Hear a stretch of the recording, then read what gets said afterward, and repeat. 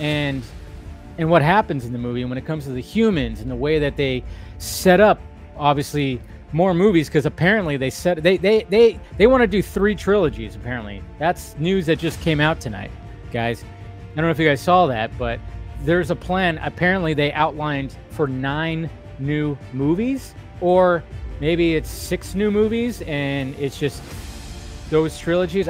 Maybe I read that wrong. I don't know, but apparently they want to do at least 2 more trilogies. So I'm like, okay, fine. I'm all about it. So.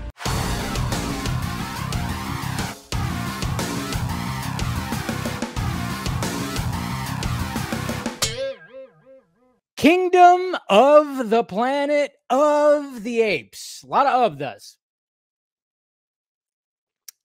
So, where's my music at? I need some music here. I forget that there's a little bit of music thing right here. Let's turn it down a little bit, though. Let's see.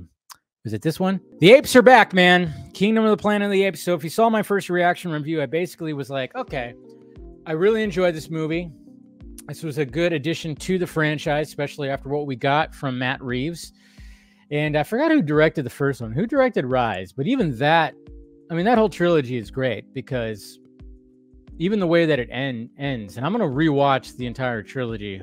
I plan on rewatching, putting it on this weekend, just to I should have did it last weekend, but I just completely blanked that it was coming. And I think that's one of the reasons why I kind of was just kind of going, I wasn't really excited for this movie. It kind of just like came out going, yeah, I enjoyed it, but it's just, well, what am I missing here? What am I missing? And I think one of the things I was missing was, I was just missing an initial kind of hype. And maybe there's just, when they announced the movie and when I first saw the teaser and even things following up to it, I just was not really excited for it. I don't know. And I remember thinking, whoa, look at when Dawn of the Planet of the Apes, when that was first, we saw the trailer for that and first images of that, we're like, whoa, what's going on here? And then, like I said, I consider that is a Matt Reeves masterpiece right there. And War was also really good too. Not as good, but still very good. So I think I was just kind of going like, well, what are we doing here? We're not going to, So I think maybe that just kind of, and I always try not to let stuff like that mess with how I go into these movies, but I just didn't feel a hype for it. Didn't feel a hype. But now sitting on it for a day, a night, 24 hours, more than 24 hours, honestly, I'm appreciating a lot more, especially seeing people's reactions and seeing discussions about it and everything. And I'm like, you know what? Yeah, this movie's actually, Wes Ball, he had a lot to live up to, and he did not need to live up to what Matt Reeves did.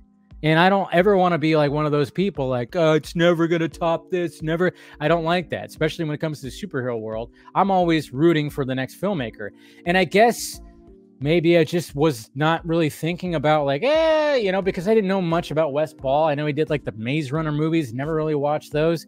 So maybe it's just had something to do with that. But then at the same time, just thinking about the movie and going, wow, you know what? He actually did a very good job, because if you've seen the movie, I mean, like, again, no spoilers or anything, but they really had to capture like, okay, we have to remember Caesar, but we have to move the story along. And it's many generations, a couple generations from the Caesar saga, but Caesar is very much relevant to the story. And I started thinking, I was like, you know what? It's kind of cool that just like human beings, like when it comes to the Bible or something, Caesar is very much a Jesus type figure. He's like this historical figure, but what happens when you keep telling a story over and over again? Just, human beings do this, and hey, let's face it, apes, we're just hairless apes, essentially. You start changing up the story a little bit to fit your narrative.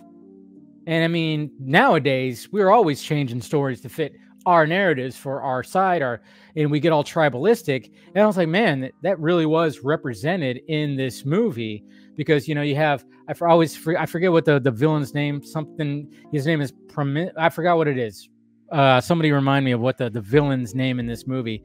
I forgot his name, something Caesar, but he considers himself the Caesar of now, and it's like he is the new Caesar, but of course he's shitty. And then you got Noah, who's the new main character. and you really root for him. Like, you really, for him to be the lead for this new character who is young and is trying to impress his parents, trying to find his meaning in this world.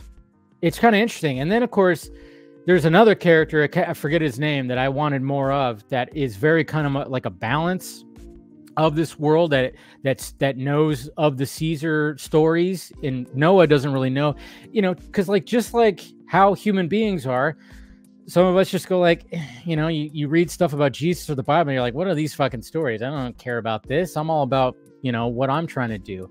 So they really emphasize that. And I was like, kind of just thinking, I was like, yeah, they really did hit that pretty well in the movie.